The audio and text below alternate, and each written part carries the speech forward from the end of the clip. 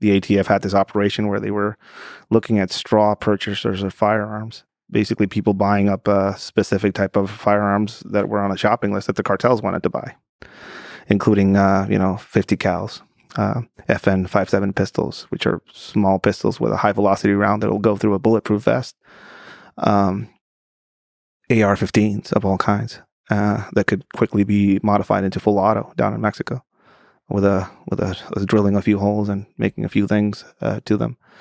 So these people were buying all these. The ATF was watching them and allowing them to walk those firearms into Mexico under the guise of trying to track them somehow, which doesn't make a lot of sense for most people that kind of look at that operation. The only reason people found out about it was because of the murder of a few federal agents, of the U.S. federal agents that were killed with those guns. One of my friends was shot with one of those pistols outside of his house, and they shot him and they shot his wife. Both of them were killed. Daughter was in the back seat, lost part of her arm. When that happened, the guns were unique. They were like, the mata policías is what they call them. They're the cop killers. I hadn't seen those before. So they were unique and interesting. And later on in life, I was watching CNN and seeing the hearings going on. I was like, oh, that's where they came from. 2 federal agents changed a lot, and it was politicized. There was a whole scandal up here. But in Mexico, how many people died with those firearms, being let go down there? And also, what type of sentiment do you think the local populace has of the United States after all those guns were basically handed over to some of these groups? Gun trafficking is another giant part of the equation and part of the problem down there, as far as the amount of munitions, weapons, and now we were also getting tradecraft material from conflict zones outside of Mexico. So weaponized drones. The first time we saw some of those weaponized drones was in Syria, and like a few weeks later, grenades were being dropped on the roofs of some public officials' building. The cartels are using drones? Yeah, that's been going on for a while. There's a place in Michoacan that has some pretty interesting videos, and the interesting part of it is because the federal police down there are actually working hand in hand with a United Carteles Unidos group, which is basically the local cartels, to try and fight off the new generation cartel moving into Michoacan. So even the federal forces are fighting with the cartels to try and keep this larger cartel out. And there's videos of these civilian drones basically dropping explosives. They found some explosive testing ranges out there that are basically replicating stuff that you would see the IRA use during the troubles out there, from homemade mortars. IEDs have been used in Mexico. Not that much, but they're making like a presence again. We don't have a lot of ordnance around like Iraq, but we do have a big mining industry down there. So mining explosives of all kinds are pretty easy to get.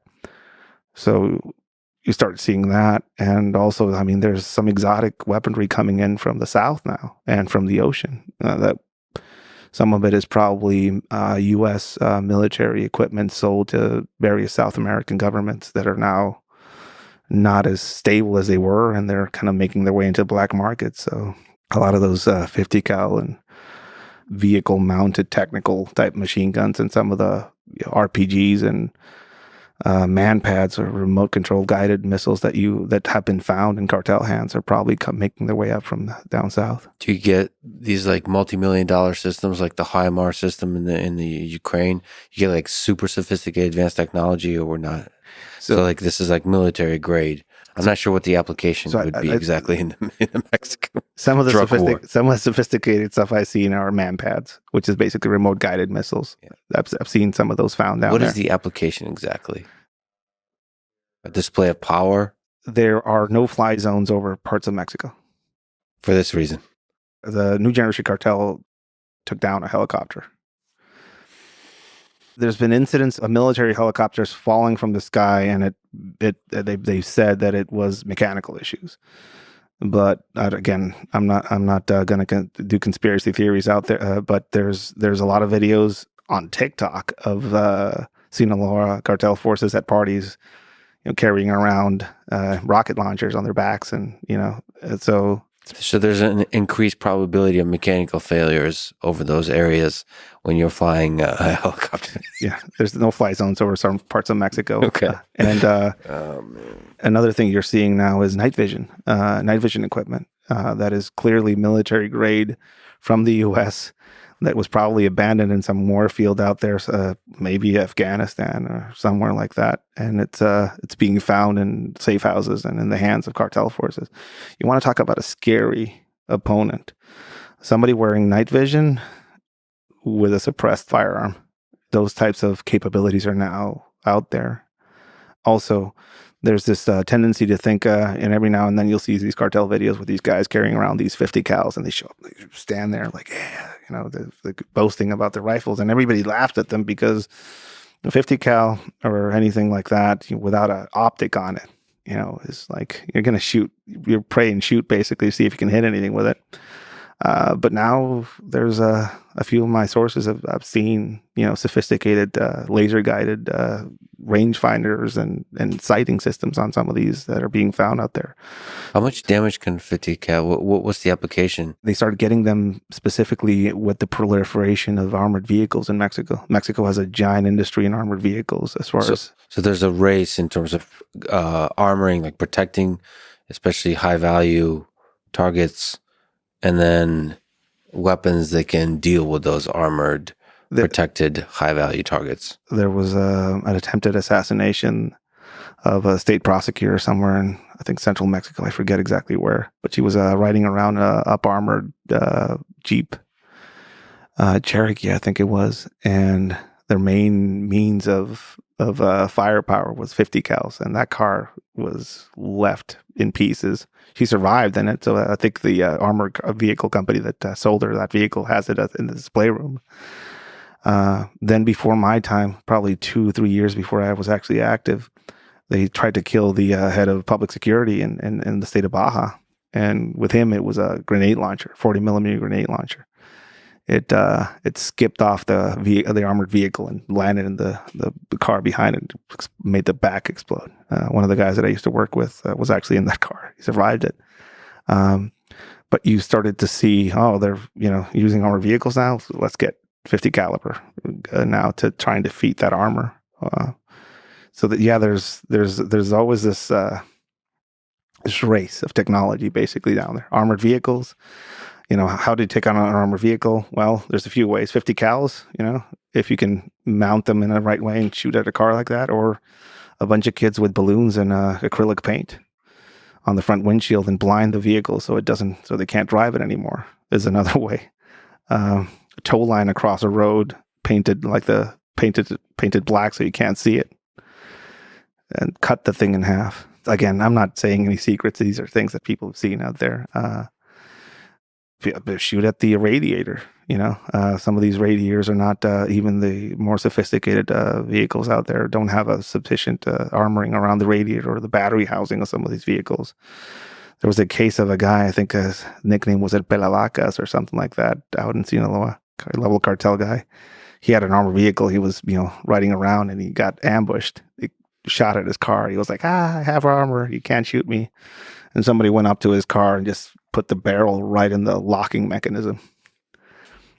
And that got him, So it's an interesting place as far as people getting certain types of guns.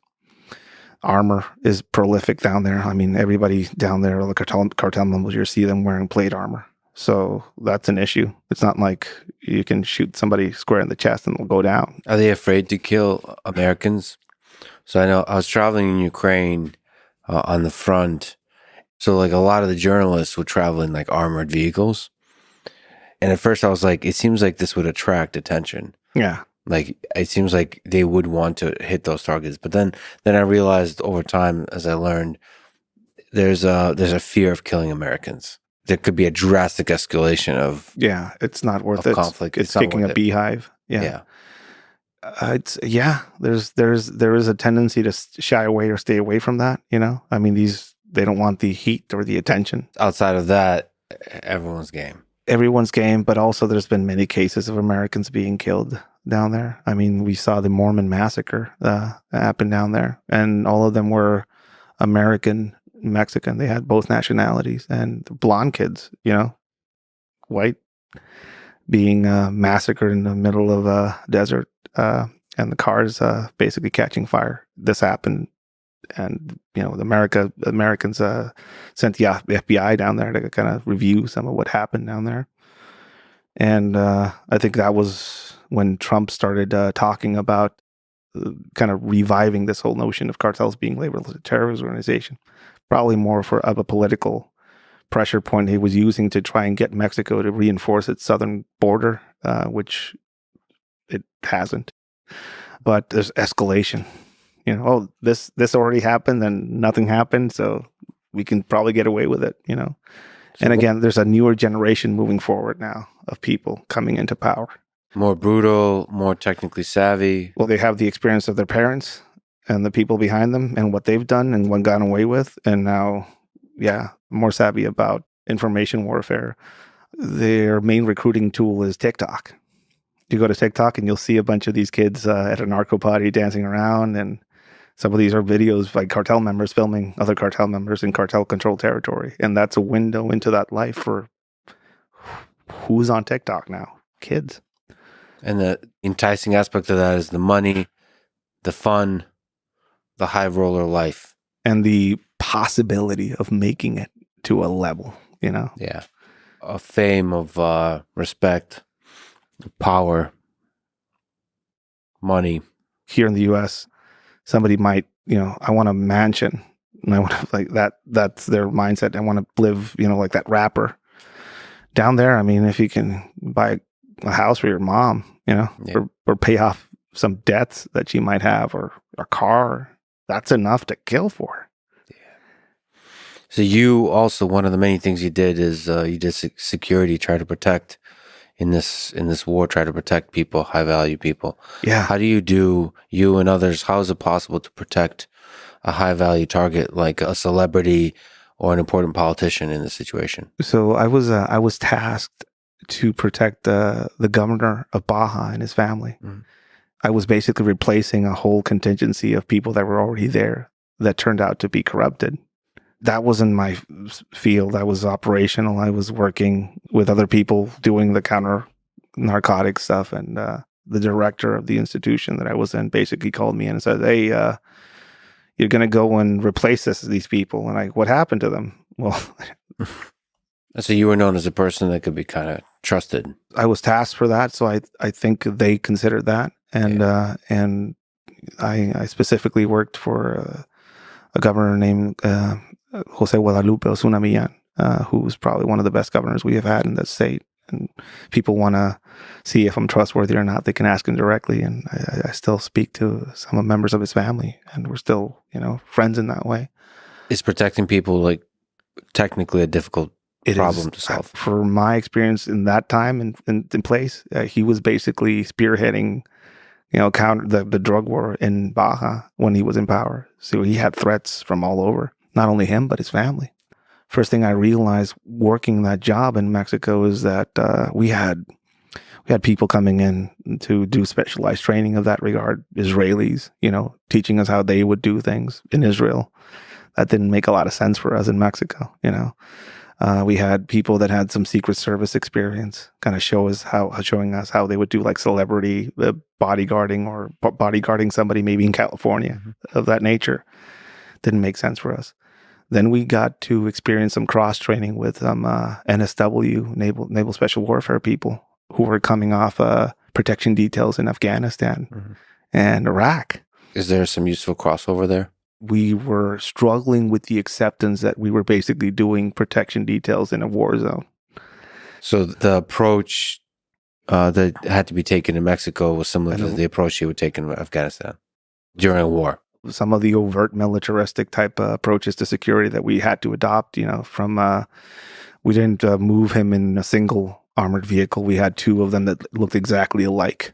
So when we would move around, we would switch one car to the other every now and then. We would arrive to an event. They would open the door and it would be one of us. And they were like, "Hey, where's the governor? He's in the back one." So they would move to that. So we had to do stuff like that.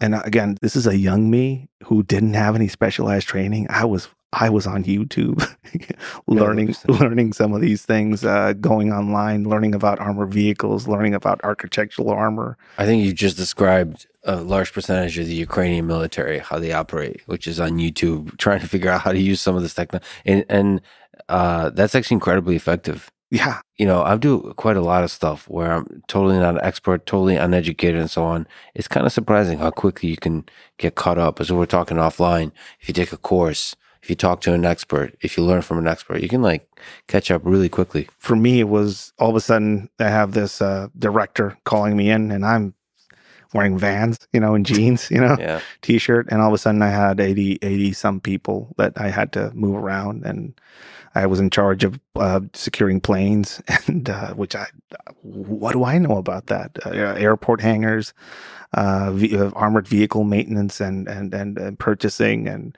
figuring out how to set up a counter assault group for a protection detail. And I was like, where am I going to learn all this? Were you able to quickly figure some of these things out? On the fly, basically, as I was going. I remember having this experience, being in our security office on my laptop, figuring out how to set up a counter surveillance side to our protection detail. Basically, how to have people looking for people that might be looking for us, type thing. And then going to San Diego, to Coronado, and training with some people from former SEAL guys and NCIS people who did that job in war zones, and seeing them critique some of the solutions that we came up with on the fly, and being like, oh, we never saw that before. Oh yeah, this is how we're doing it down there. So getting that compliment, and also getting their feedback, like, we probably do this or do that. And it was a learning process on the fly that was pretty, seat of your pants level. Is it possible for the family and for the high value person to have a sense of normalcy, to have a normal life? I tried. I was already starting off on the wrong foot, basically, because trust had been violated by the people that I was replacing. So I had to gain that back. Then young kids in that family that wanted to have go out and stuff like that in the most violent city on the planet. So I had to do my homework and figure out places where they were safe to go to, and make friends with certain club owners, and figure out ways to put security in some of these places, and having to create this bubble of normalcy around some of these people was pretty difficult. And there's no way that is a normal for anybody. And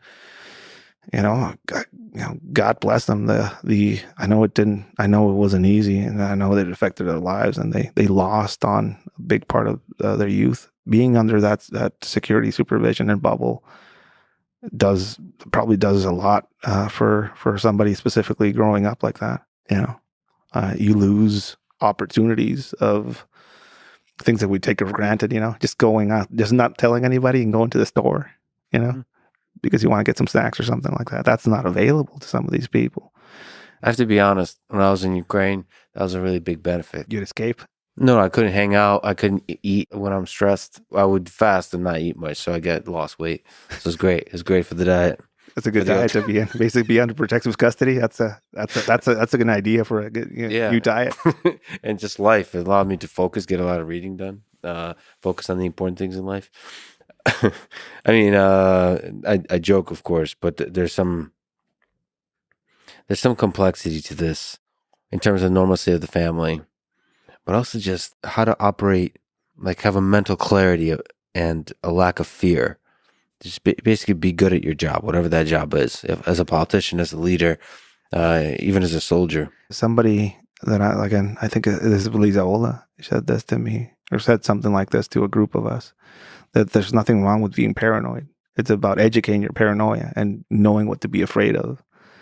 If you're afraid of everything, you're basically overwhelmed. But if you start educating yourself as far as specifically what to prioritize, as far as what to worry about in a war zone, protecting somebody, you're not looking at everybody's faces. You're just looking at their hands, because that's what's going to kill you. That's an example of focalizing, what you're paranoid and what you're afraid of.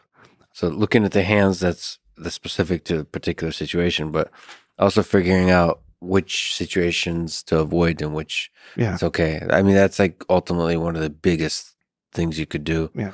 Route analysis. You have to get to the airport and you send off 2 cars to analyze 2 routes, and then on the fly you just change trajectory to create randomness and unpredictability and have that as a security feature.